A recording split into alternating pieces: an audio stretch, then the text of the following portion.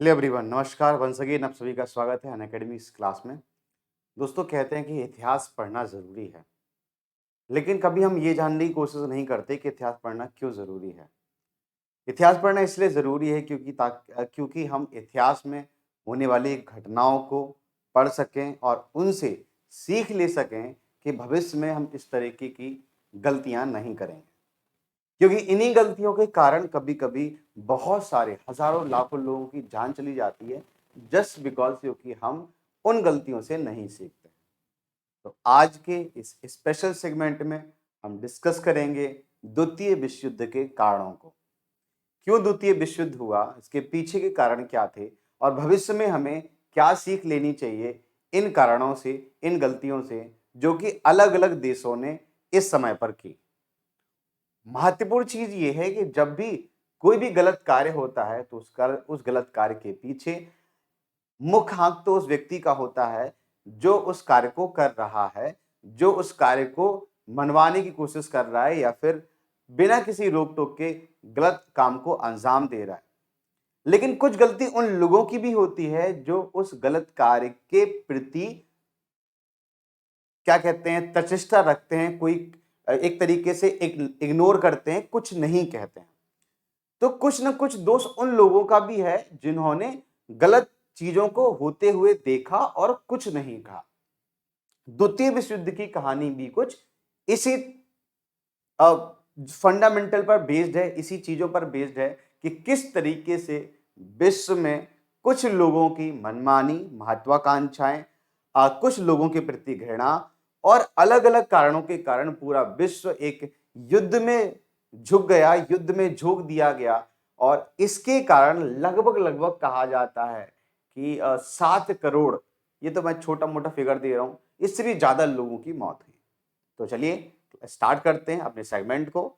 बहुत ही amazing segment है, इसे पूरा देखें, लास्ट तक देखें, आपको बहुत सारी चीजें सीखने को मिलेगी और इससे क्यूरियोसिटी भी बनेगी। हमने दो सेगमेंट को सेकेंड वर्ल्ड वॉर में डिवाइड किया है। पहले में हम केवल कारण जानेंगे कि सेकेंड वर्ल्ड वॉर के कारण क्या थे और दूसरे में हम जानेंगे कि सेकेंड वर्ल्ड वॉर कैसे कैसे हुआ, किस तरीके से जर्मनी ने बाकी के देशों पर कब्जा किया, किसी को धोखा दिया, है ना, किसी को दगा दिया और फिर फाइनली अपनी ही गलतियों के कारण या फिर अपनी ही बेवकूफी के कारण हिटलर हार गया।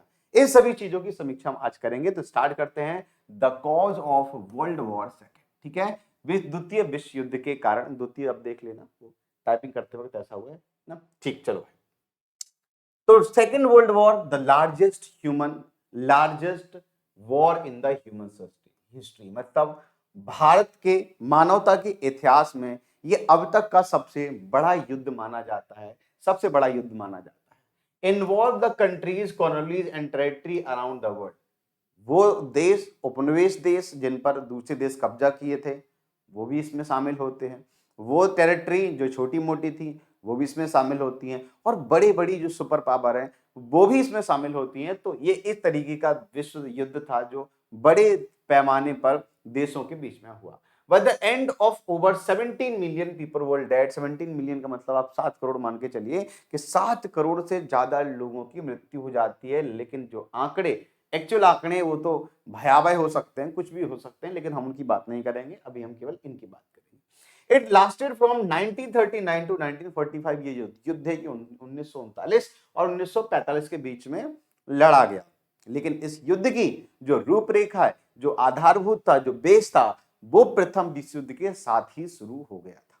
अब क्या हुआ प्रथम विश्व युद्ध में, जिसके कारण द्वितीय विश्व युद्ध एमिनेंट माना जाने लगा, बस होना ही है। आप ये मान के चलिए, सपोज दैट आपसे किसी का झगड़ा हो गया, अब आपने मान लिया कि मुझे तो इससे रिवेंज लेना ही लेना है, चाहे कुछ भी हो जाए।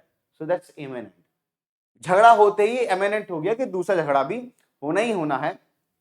तो ये चीज बनती है।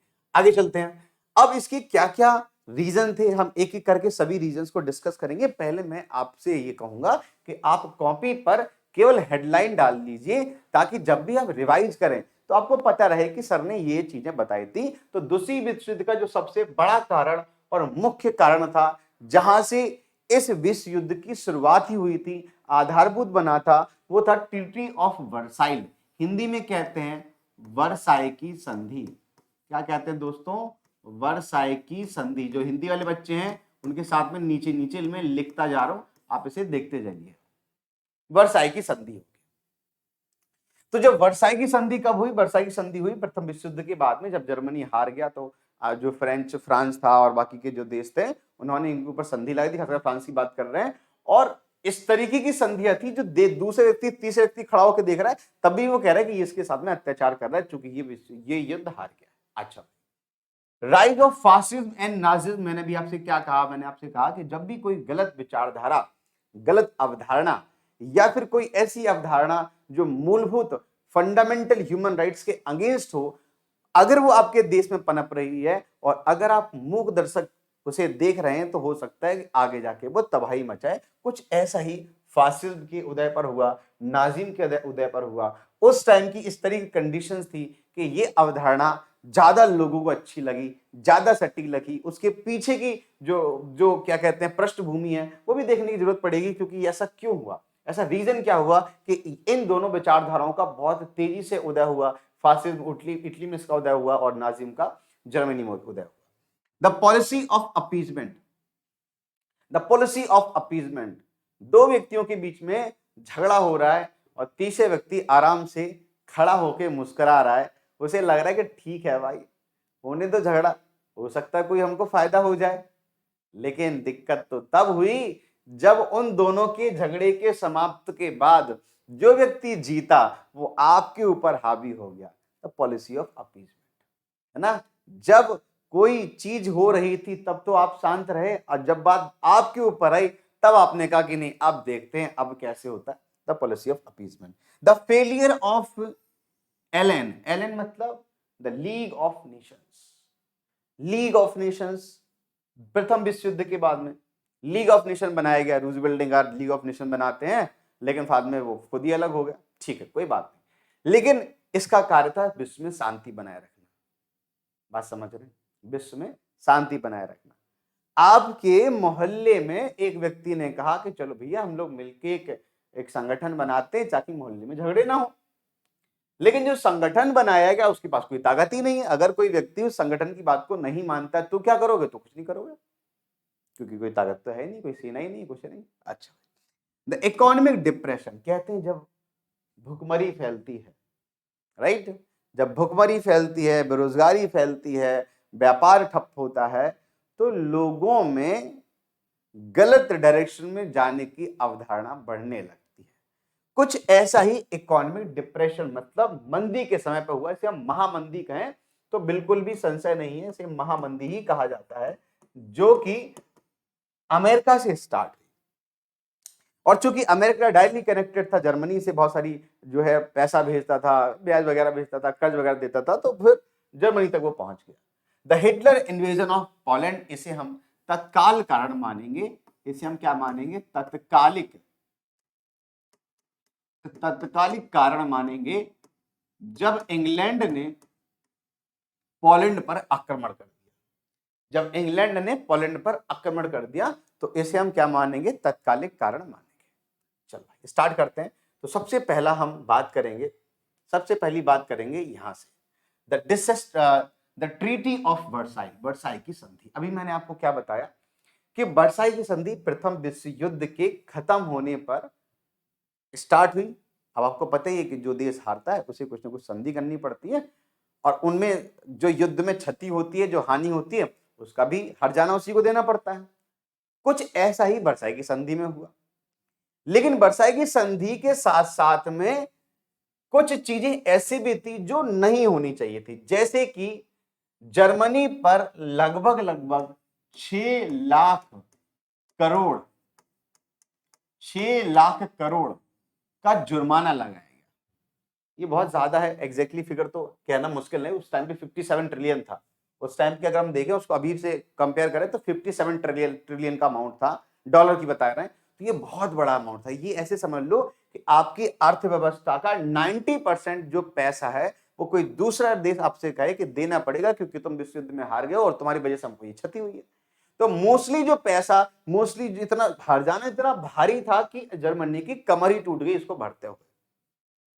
वर्साई की संधि में लगाया गया। दूसरा क्या था? On the basis of revenge Germany was asked to give up his territory and colony. देखो मैंने आपको पहले बताया कि जब ये चल रहा है 1900, तो बहुत सारे लोग उपनिवेशवाद कर रखे थे। जैसे भारत भी एक औपनिवेशिक कॉलोनी थी ब्रिटेन की, ऐसे फ्रांस की कॉलोनीज थी, यूरोप में कॉलोनीज थी, अफ्रीका में कॉलोनीज थी, अलग अलग जगह पे कॉलोनीज थी। इसी तरीके से जर्मनी की भी कॉलोनीज थी। कॉलोनी समझ रहे हैं ना मैं क्या कह रहा हूं? कॉलोनी का मतलब कोई देश दूसरे देश पे कब्जा कर ले, उसकी कॉलोनी हो गई। जैसे भारत पे भारत कॉलोनी था ब्रिटेन के। तो ये कहा गया जर्मनी से कि आपके पास जितनी भी टेरिटरी हैं जो आपके क्षेत्र में है, जहां से लोग अलग होना चाहते हैं, जिन पे आपने कब्जा कर रखा है, उनको आपको गिव अवे करना पड़ेगा, उन्हें आपको छोड़ना पड़ेगा। पे हैवी कंपनसेशन, ऑलरेडी मैं बता चुका हूं कि हैवी कंपनसेशन का मतलब क्या है। बहुत सारा पैसा इनसे मांगा गया कि आपको कंपनसेट करना पड़ेगा। Reduce the military and naval power, आप इससे ज्यादा अपनी सैन्य शक्ति नहीं बढ़ा सकते, क्योंकि आप वैश्विक शांति के लिए खतरा बनते हैं। अगर आपके पास ज्यादा सेना होगी तो आप वैश्विक शांति के लिए खतरा बन सकते हैं। And humiliated and force to sign it, उसको ह्यूमिलेट भी किया गया और फिर जबरदस्ती साइन भी करवाए गए। Germany was looking for opportunity to get rid of this city. अब जर्मनी, अब समझ लीजिए कि आपके हाथ पैर बांध दिए गए, आपके हाथ पैर बांध दिए गए, आपका घर छीन लिया गया है ना, जिसमें आप रहते थे, और जो बगल के एक दो आपने घर कब्जा कर रखे थे उनको भी छीन लिया गया। अब आप क्या सोचेंगे कि अब जैसे ही हम ये जो जिस रस्सी से हमको बांधा गया है, जैसे ही इस रस्सी से हमें छुटकारा मिलेगा, उसके बाद सबसे पहले हम तुमको ही देख लेंगे। इसी तरीके की भावना आपके अंदर आएगी, राइट? ये भावना कुछ हद तक तो जायज है, लेकिन आगे जाके देखेंगे तो कुछ हद तक जायज नहीं भी है, क्योंकि आगे जाके हिटलर कुछ ऐसी चीजें करता है जो बिल्कुल भी सही नहीं थी। अब जब ये बात इस पर हुई तो देखो, जब ये वर्साई की संधि इस पर हुई तो ब्रिटेन को क्या लगा? ब्रिटेन को, फ्रांस को क्या लगा? ब्रिटेन को लगा ठीक है भाई, गलत तो हुआ है इसके साथ में, तो चलो ठीक है, कोई बात नहीं, अगर आगे जाके ऐसे कोई कार्य करता है तो हम देख लेंगे। इसी को हम कहते हैं पॉलिसी ऑफ अपीसमेंट, ठीक। And not possible without the aggression the foreign policy, और ये कैसे पॉसिबल नहीं हो सकता था जब तक हम एक विदेश नीति, अग्रेसिव आक्रामक विदेश नीति नहीं अपनाएंगे, तब तक ये पॉसिबल नहीं है। हिंदी पे मैं पूरी हिंदी में चीजें बता रहा हूं आपको, सिर्फ लिखा इंग्लिश में, तो आप बिल्कुल ये नहीं समझना कि मैं इंग्लिश में कुछ चीजें बता रहा हूं, मैं एकदम हिंदी में चीजें बता चल रहा हूं। द वॉर वॉज इनएविटेबल, मतलब वॉर तो भैया होना ही होना था, क्योंकि ये वार्साई की संधि के साथ में ये चीजें स्टार्ट हुई थी। लेकिन वॉर किसी ऐसे व्यक्ति के हाथ में चला जाए जो पूरे विश्व को लपेट ले, ये चीज गलत हो गई। तो ये होना तो था ही था। अब आप समझिए कि आप इस ऐसे देश में रहते हैं जिस देश का उपनिवेशवाद, जिस देश की कॉलोनी छीन ली गई, जिस देश को बहुत सारा पैसा भरना पड़ रहा है, हर्जाना भरना पड़ रहा है, जिस देश में मंदी भी चल रही है, और जिस देश में मिलिट्री और नेवल पावर पर भी रिस्ट्रिक्शंस हैं, आपको लगेगा कि हमें, जिन लोगों ने हमारे ऊपर ये इस तरीके के रिस्ट्रिक्शंस लगाए हैं, हमें उनसे लड़ना ही लड़ना है। इसी तरीके की भावना आपके अंदर आएगी। तो ये हो गया ट्रीटी ऑफ वर्साइल, जो आपको चीजें समझ में आ गई होंगी कि बहुत सारा पैसा देना पड़ गया, मिलिट्री पावर नहीं रख सकते थे, नेवल पावर नहीं रख सकते थे, है ना। इसके साथ साथ में अब ये जो जर्मनी था, वो और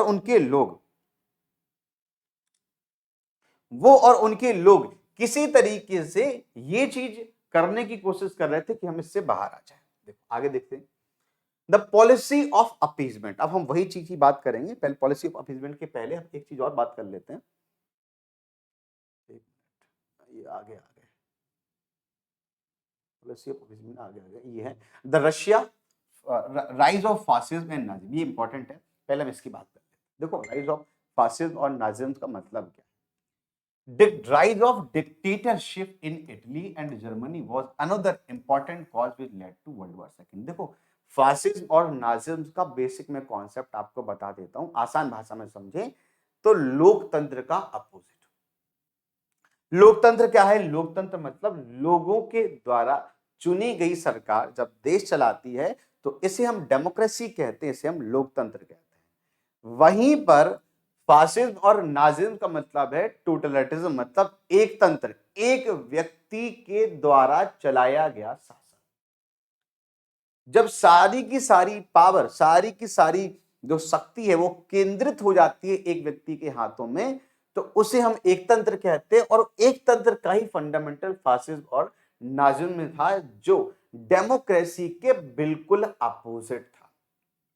ये दोनों ही विचारधाराएं लोकतंत्र की बुराई करती हैं, डेमोक्रेसी की बुराई करती हैं। और एक और वर्ड में आपको आसान भाषा में समझाऊं तो वर्ड था कम्युनिज्म। कम्युनिस्ट पार्टी आपने सुना होगा। आपको कम्युनिज्म भी थोड़ा बता देता हूं कि कम्युनिज्म क्या है। देखो दोस्तों, पहले जब भारत में उपनिवेशवाद था तो दो लोग थे। एक लोग थे व्यापारी, जिन्हें हम पूंजीवादी कहते हैं। पूंजीवादी जो पूंजी लगाते हैं, पूंजीवादी कह लो, व्यापारी कह लो, जो लोग बहुत सारा धन इकट्ठा करके रखे हैं। और दूसरा है मजदूर। क्या है? मजदूर है, किसान है, मजदूर है, किसान है, और जो छोटे छोटे आम नागरिक हैं, हम उनकी बात कर रहे हैं। व्यापारी और मजदूर, ठीक। और ये क्या थे? मजदूर और किसान। इनकी जो व्यवस्था थी वो रूढ़िवादी व्यवस्था। रूढ़िवादी व्यवस्था, पूंजीवादी व्यवस्था, मतलब आप ऐसे समझ लीजिए कि ये लोग चाहते थे कि जो जो मजदूर और किसान है, इनके कुछ, भाई आप समझ लीजिए फैक्ट्री है आपकी, अब आप जो है अपनी मनमानी से पैसा दे रहे हैं उनको, 10 रुपए 20, जो भी आपको वो है वो दे रहे हैं, पैसा दे रहे हैं। और मजदूर और किसान क्या कहते थे? मजदूर जो लेबर, मतलब लेबर की बात हो रही, लेबर पार्टी बनाएगी अलग अलग जगह पर। तो ये इन लोगों का कहना ये था कि हमारे कुछ ह्यूमन राइट्स रहे, जो पूंजी है देश की उसे बराबर बराबर हिस्सों में बांटा जाए, है ना, बराबर बराबर लोगों में बांटा जाए। जो भूमि है वो भी सबका अधिकार बनती है। तो ये जो व्यवस्था है इसे हम कह सकते हैं कम्युनिज्म। कम्युनिज्म का मतलब जो है कि जो कम्युनिटी पर बेस्ड होती है, कम्युनिटी बेस्ड अर्थव्यवस्था, जहां पर हर व्यक्ति के पास कुछ ना कुछ सरकार की पूंजी रहती है, उसे हम कहते हैं कम्युनिज्म। और पूंजी व्यापारी, ये जो जो दूसरा पार्ट है जिसे हम कहते हैं पूंजीवादी व्यवस्था, कैपिटलिस्ट व्यवस्था, इसका मतलब ये है कि लोगों के पास में, मतलब जिनके पास जितनी जमीन है वो उन्हीं की रहेगी। कोई व्यापारी है, उसने हजारों लाखों की संपत्ति बनाई है, वो मजदूरों को भले 1 टका दे, लेकिन उससे कोई मतलब नहीं उसी के पास। अब देखो ब्रिटेन, फ्रांस, इन जगह पर, जर्मनी, इटली, इन जगह पर व्यापारी बहुत ज्यादा थे, उपनिवेशवाद करते थे, व्यापार करते थे, तो बहुत सारे लोग थे, तो ये पूंजी व्यवस्था को सपोर्ट करते थे। और फिर कुछ लोग ऐसे थे जो इसको सपोर्ट करते थे। तो हुआ क्या कि जो पूंजीवादी व्यवस्था है, व्यापारी व्यवस्था है, ये साम्राज्यवाद की नीति को सपोर्ट करते हैं। अब ये क्यों सपोर्ट करते हैं ये भी समझना। और युद्ध को भी सपोर्ट करते हैं। इनके हिसाब से युद्ध चलते रहने चाहिए भैया। युद्ध होगा, बगल की कंट्री में युद्ध होगा, छोटी कॉलोनी पे युद्ध होगा, तो उस युद्ध को कैप्चर, मतलब उस क्षेत्र को कैप्चर किया जाएगा, ऐसे कहेंगे साम्राज्यवाद। और जब कैप्चर किया जाए तो व्यापार करने ये व्यापारी जाएंगे उस जगह पर, पैसा, मुनाफा पैसा कमाएंगे, है ना। तो ये जो लोग थे ये साम्राज्यवाद और युद्ध की पॉलिसी को सपोर्ट करते थे। वहीं पर जो मजदूर संगठन थे ये युद्ध को सपोर्ट नहीं करते थे। इनके हिसाब से युद्ध वगैरह नहीं होना चाहिए। ठीक है भाई, अब ये समझ लेना, ये बात समझ में आ गई आपको। तो एक मुख्य कारण ये भी था कि कम्युनिज्म को बहुत बुरी तरीके से ये लोग क्या करते थे? अपोज करते थे। मतलब बिल्कुल भी कम्युनिज्म नहीं होना चाहिए, जो व्यवस्था है साम्राज्यवाद होते रहना चाहिए युद्ध में। एक और इंपॉर्टेंट चीज है कि नाजी, मतलब जो हिटलर था, वो उसके हिसाब से युद्ध किसी भी व्यक्ति के लिए बहुत जरूरी चीज है ना। लगातार उसे युद्ध में बने रहना चाहिए। इसी तरीके से एक स्पेसिफिक नस्ल के जो लोग हैं वो पूरे विश्व पर साम्राज्य करेंगे, मतलब इस तरीके की उसकी मानसिकता थी कि साम्राज्यवाद बहुत जरूरी है।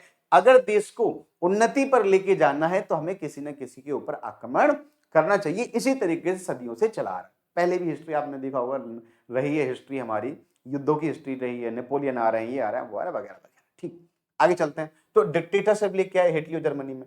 अब समस्या ये थी कि जो डेमोक्रेसी, लोकतंत्र को सपोर्ट करने वाले लोग थे, वो इनको, इन चीजों को सपोर्ट नहीं करते थे, साम्राज्यवाद को, युद्ध को। तो इटली में युद्ध, इटली में चुनाव हुए और चुनाव में किसी को बहुमत नहीं मिला। तो इटली के बेनिटो मुसोलिनी ने किसी तरीके से जो है विद्रोह कर दिया। और जब विद्रोह कर दिया इसके खिलाफ, तो वहां के जो राजा थे उन्होंने इनको बुलाया कि भैया आप सरकार बनाइए। और ये बिना चुनाव जीते, बिना किसी विद्रोह के सीधे सीधे वहां के बन जाते हैं। क्या बन जाते हैं? मेन कर्ता धर्ता। तो ये यहां से शुरुआत होती है डिक्टेटरशिप, है ना। बात समझ में आ गई? डिक्टेटरशिप मतलब एक तंत्र इनके हिसाब से, कि बहुत सारे इनके हिसाब से ऐसे ही समझ लीजिए कि लोकतंत्र में कोई भी व्यक्ति बन सकता है जो जो बहुत ज्यादा अच्छा भी नहीं है ना, उसको बना दिया जा सकता है, और जो लड़के जीता है उसके पास पावर होती है, लाइक दैट। अच्छा भाई, जर्मनी में भी यही यही चीज हुई और इटली में भी यही चीज है। तो फासिज्म और नाजिज्म का मतलब मैंने आपको आसान भाषा में समझा दिया। आगे चलते हैं। Mussolini oppose the treaty of Versailles and followed the aggressive foreign policy. Mussolini ने वही किया, ट्रीटी ऑफ वर्साइल को क्या किया? अपोज किया और एग्रेसिव फॉरेन पॉलिसी स्टार्ट कर दिया। द लीग ऑफ नेशन, जब भी एलन लिखा हो समझ लेना लीग ऑफ नेशन की बात हो रही है। The League of nation couldn't stop the Italy and his dictator Mussolini. League of nation ना तो मुसोलिनी को रोक पाया, ना हिटलर को रोक पाया। किसी भी व्यक्ति जहां कुछ भी हो रहा है बस ये सीधे सीधे पारित कर देते थे, प्रस्ताव पारित कर देते, लेकिन होता कुछ नहीं था। समझ में आ रहा है कि नहीं आ रहा है? होता कुछ नहीं था। जस्ट लाइक ऐसे समझ लीजिए कि एक कोई राज्य है जिसमें राज्य में अपोजिशन कोई कोई प्रस्ताव पारित करते, लेकिन होगा कुछ भी नहीं। क्यों नहीं होगा? क्योंकि सरकार तो किसकी है? सरकार तो भाई जो जिसका बहुमत है उसके पास में है। आगे चलते हैं। Similarly in Japan Hitler oppose the treaty of Versailles, वही चीज हुई है ना। And he followed the rearmament and regressive foreign policy and started the acquiring her new territory. अब देखो हिटलर क्या था? हिटलर एक सैनिक था। सैनिक, वर्ल्ड वॉर सेकंड में उसने युद्ध लड़ा और वो पोर्टर का काम करता था, मतलब एक जगह से दूसरी जगह पे संदेश लाने और ले जाने का कार्य करता, कुछ मेडल वगैरह भी जीता है। दूसरा ये बहुत बढ़िया ऑरेटर था, मतलब आप इतना बढ़िया ऑरेटर था, इतना बढ़िया वक्ता था कि अगर इसने बोलना स्टार्ट कर दिया तो वहां पे भीड़ लगनी स्टार्ट ही है और लोग एकदम जोश में हो जाते थे। ये मैंने मूवी देखी थी, उसमें दिखाया गया कि एक वीर, मतलब वहां पे जब आम सभाएं होती थी तो जिसे कहते थे जहां पे लोग आके बैठते थे शाम को, तो वहां पर हिटलर ने स्पीच दिया। दो अलग अलग धर्म के लोग, ज्यूस और जो जर्मन से, वो आपस में बगल में बैठे हुए बियर पी रहे हैं, और जब उसने भाषण खत्म हुआ तो उन दोनों ने एक दूसरे का सर फोड़ दिया आर्गुमेंट। आप समझ लीजिए कितना तगड़ा ऑरेटर था हिटलर, राइट। आगे चलते हैं। तो the Hitler and Mussolini took the countries to the world towards the another world war. यही दोनों लोग थे जिन्होंने द्वितीय विश्व की तरफ इसको धकेल दिया। आगे चलते हैं। द पॉलिसी ऑफ अपीजमेंट, मैंने अभी आपसे क्या कहा? मैंने आपको एक रूपरेखा बता दी है कि क्यों ऐसा चीजें हो रही हैं, क्या चीजें बैकग्राउंड में चल रही हैं। तो बैकग्राउंड में जो चीज चल रही है उसके हिसाब से जर्मनी के ऊपर, जर्मनी को ट्रीटी ऑफ वर्साइल के तहत उसकी जो जो टेरिटरी थी उसको छीन लिया गया, उसकी जो कॉलोनी थी उनको छीन लिया गया और उसकी पावर को लिमिट कर दिया। अब यहां से जब सत्ता में हिटलर आता है, अब हिटलर सत्ता में कैसे आता है ये हम किसी और टाइम पर डिस्कस करेंगे कि हिटलर के बारे में क्या क्या चीजें थी इंपॉर्टेंट। तो हिटलर सत्ता में कैसे आता है ये कभी हम और डिस्कस कर लेंगे। अभी मैं आपको सीधी सीधी ये डिस्कस कर रहा हूं कि जब हिटलर सत्ता में आता है तो वो दो चीजों का फायदा उठाता है, दो तीन चीजों का फायदा उठाता है।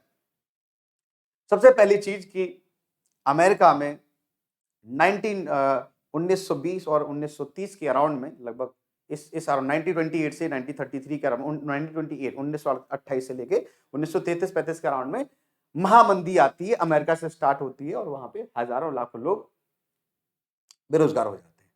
अब बहुत सारा पैसा अमेरिका जर्मनी भेजता था कर्ज के रूप में, तो ये जो पैसा ये आना बंद है ना, ये जो पैसा ये आना बंद हो गया और जर्मनी में अचानक से महामंदी आ गई। और जब जर्मनी में अचानक से महामंदी आई तो हिटलर इस टाइम पे राइज कर रहा है, हिटलर इस टाइम पे सत्ता में आ रहा है। सत्ता में जब हिटलर ने देखा कि करोड़ों लोग बेरोजगार हो रहे हैं तो उसने एक चीज कहनी स्टार्ट कर दी, दो चीजें बल्कि कहनी स्टार्ट कर दी कि हमारी जो दुर्दशा है, आज जर्मनी की जो दुर्दशा है उसका मुख्य कारण वर्साई की संधि है। और इस वर्साई की संधि क्यों हुई? क्योंकि वर्ल्ड वॉर फर्स्ट हम हार गए। और दूसरी उसने बात की कि वर्ल्ड वॉर फर्स्ट हम इसलिए हार गए क्योंकि इसके लिए ज्यूज रिस्पॉन्सिबल थे। इन लोगों ने किसी भी तरीके का सहयोग नहीं किया कि हमारे देश में रहते हैं, बहुत सारा हैवी पैसा कमाते हैं, लेकिन देश में सपोर्ट नहीं करते। इस तरीके की बातें लोगों में हिटलर ने कहना स्टार्ट कर दिया।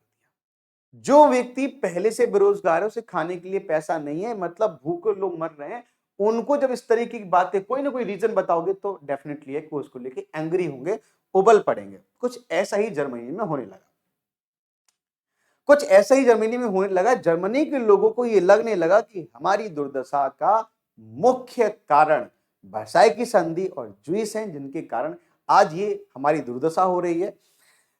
हालत ये थी बेरोजगारी की थी कि लोग उस एक तख्ती लेके खड़े होते थे जिसमें वो लिखते थे कि हम किसी भी तरीके के कार्य के लिए आप हमें हायर कर सकते हैं, हायर फॉर एनी वर्क।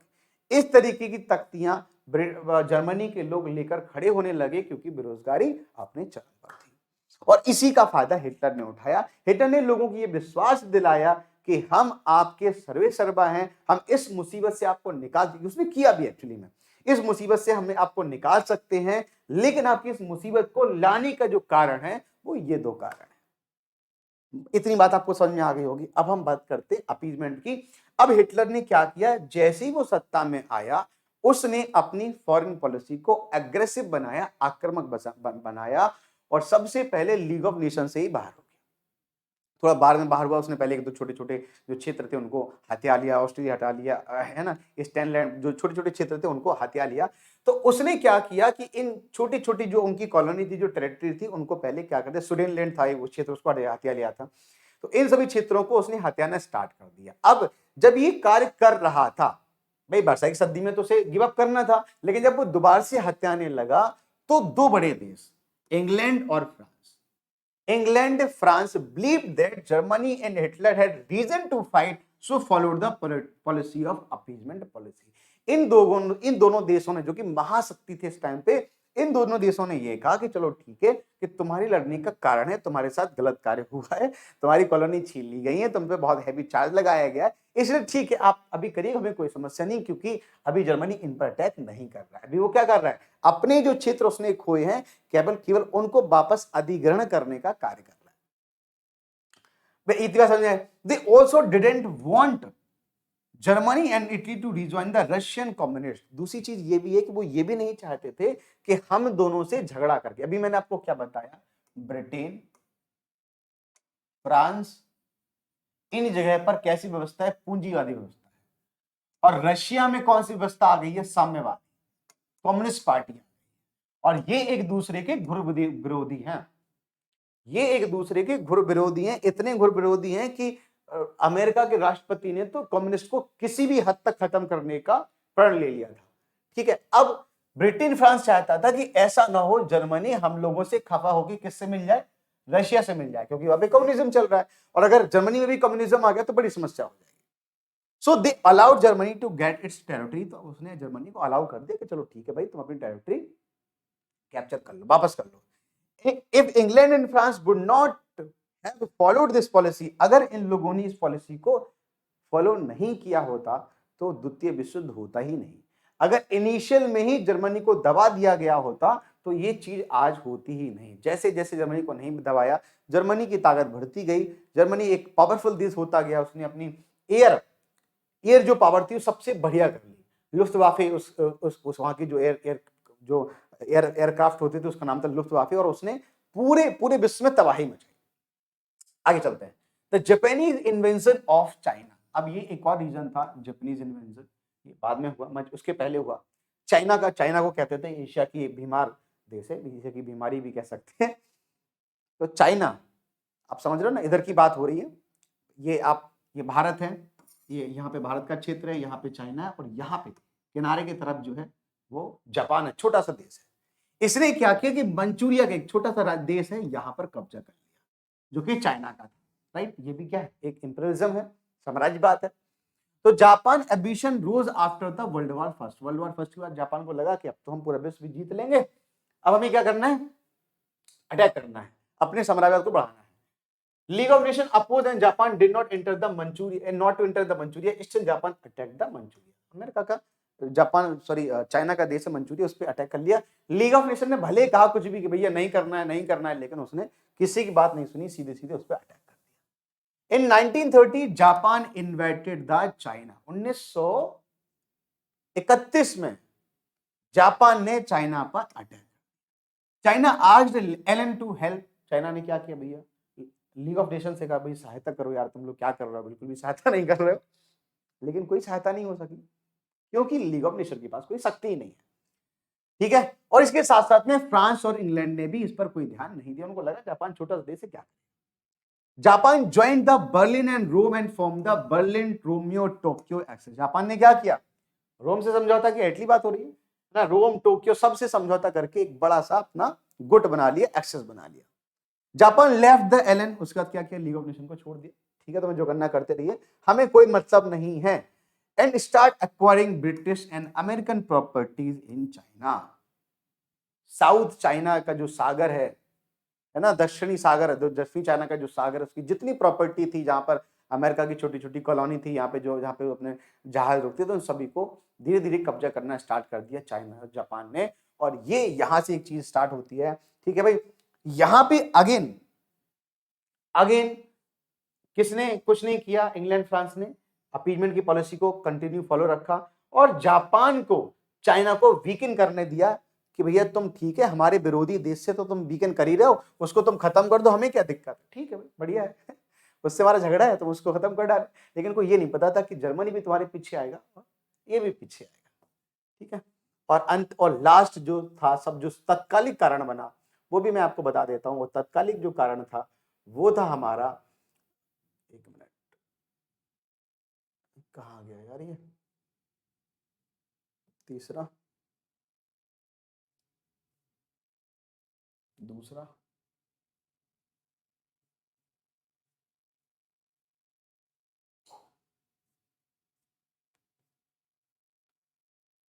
चलिए मैं ऐसे ही बता देता हूँ आपको, इसमें समझ में मुझे दिख नहीं रहा है कि कहाँ पे ये है, क्योंकि एक्चुअली में क्या है ना, ये थोड़ा सा ट्रीटी ऑफ वर्साइल, ठीक है भाई, पॉलिसी ऑफ अपीजमेंट,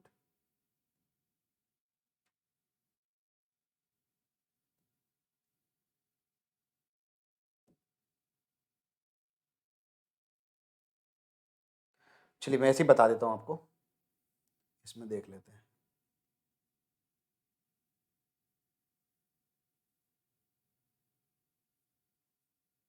इसमें देख लेते हैं, हिटलर इन्वेजन ऑफ पोलैंड। देखो हुआ क्या कि हिटलर ने 1939, जिसे मैं बता देता हूँ, 1939 में किस पे आक्रमण कर दिया, पोलैंड पर आक्रमण कर दिया। अब यहां से विश्व युद्ध क्यों स्टार्ट हुआ, फ्रांस ने पोलैंड के साथ में एक ट्रीटी कर रखी है कि अगर आपके ऊपर अटैक होता है तो वो हमारे ऊपर भी अटैक माना जाएगा।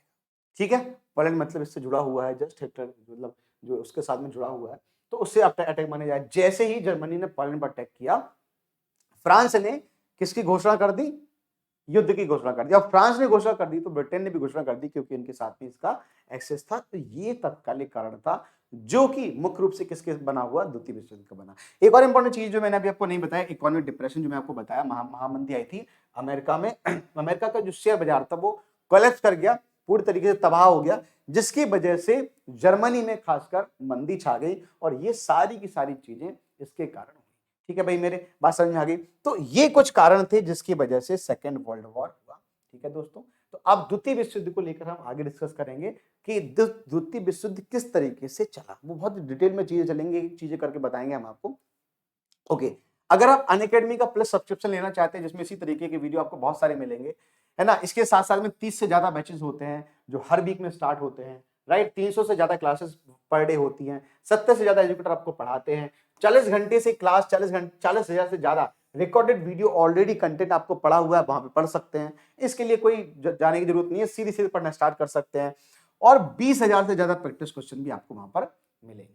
कि ये किसके बेनिफिट्स हैं, प्लस सब्सक्रिप्शन के बेनिफिट है। अच्छा भाई, जो भी लोग अनअकैडमी का सब्सक्रिप्शन लेना चाहते हैं उनके लिए भी एक ऑफर है। अगर मेगा सब्सक्रिप्शन लेते हैं तो 12 महीने पर आपको 4 महीने फ्री मिलेंगे, और ये केवल आपको 5,850 रुपए का पड़ेगा। और 24 महीने पे आपको 4 मंथ फ्री मिलेंगे, ये इसका भी थोड़ा अलग प्राइस है, डिफरेंट प्राइस है। अच्छा, बम्पर डिस्काउंट में क्या है, एसएससी प्लस रेलवे कॉम्बो है, 70% रेलवे का जो प्राइस है वो कम हो गया है, 6,660 रुपए का है। और वहीं पर सीटी का अगर हम देखें तो ये 12 महीने का है, 24 महीने का है, 9,180 रुपए का। क्लियर है भाई मेरे। इसी तरह अल्टीमेट गवर्नमेंट एग्जाम्स बैच की अगर हम बात करें तो इसमें 38% का 35% का ऑफ है, 14,395 रुपए का पड़ेगा आपको। और ये अलग अलग बैच है, अल्टीमेट जो बैच है ये सभी एग्जाम्स के लिए, राइट। तो एक महीने, एक साल के केवल एसएससी के सब्सक्रिप्शन में एक महीने पर आपको 4 महीने फ्री मिलेंगे, और 2 साल पे भी आपको 4 महीने फ्री मिलेंगे, जो कि 5,940 रुपए का है केवल कोड लगाने के बाद। अगर आप ये सब्सक्रिप्शन फ्री में लेना चाहते हैं तो फिर अपना दिमाग लगाना पड़ेगा, टैलेंट दिखाना पड़ेगा। कोड अप्लाई करना है योगेंद्र, और आपको हर संडे को 12 बजे इस कॉम्बैक्ट में पार्टिसिपेट करना है। अब कॉम्बैक्ट में पार्टिसिपेट करने पर एक तो आपको 10-15 हजार जो लाइव बच्चे उस टाइम पे लगे हुए हैं, है ना, उस टाइम पे क्वेश्चन का जवाब दे रहे हैं, उनके साथ में कंपटीशन होगा। और अगर आपकी रैंक 1 से लेके 3 तक आती है तो फ्री सब्सक्रिप्शन, 3 से लेके 10 तक आती है तो 75% सब्सक्रिप्शन, 10 से लेकर 50 तक होती है तो 50%, और 50 से लेके 500 तक होती है तो 25% डिस्काउंट आपको सब्सक्रिप्शन पर मिलेगा। ये भी एक बहुत ही इंपॉर्टेंट चीज है। अच्छा, स्कॉलरशिप मिलेगी आपको 1 करोड़ रुपए की। टेस्ट जो होता है हिंदी इंग्लिश दोनों में होता है, 36 क्वेश्चन होते हैं 50 मिनट में, और फ्री लाइव क्लास होता है एंड्रॉइड पर। ये चीज भी आप याद रखिएगा, ठीक है दोस्तों।